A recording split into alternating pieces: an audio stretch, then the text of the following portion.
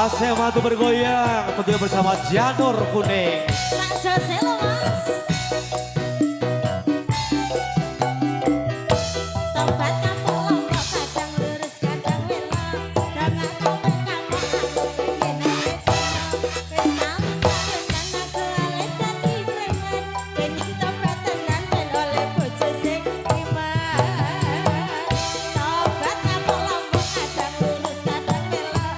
Dengan topeng kamu aku pengen oleh wis sami kawinan aku alit dadi preman. Pengen topet tenan ben oleh bojo sing iman.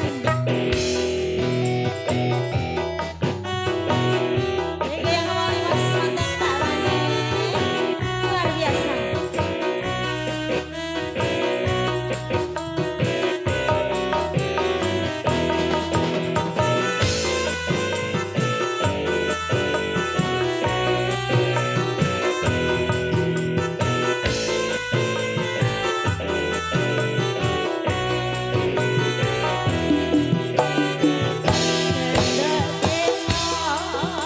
Santri lulusan pondok sing perawan durung tau ketemu tak ringani sarungan gawe sungguh assalamualaikum lakono Bapak Imriro tak rewangi ngempet orang ngerokok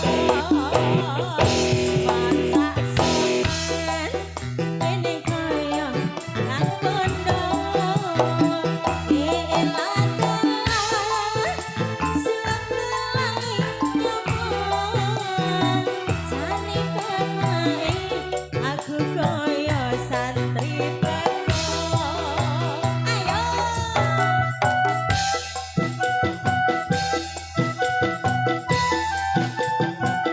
sembah nuwun.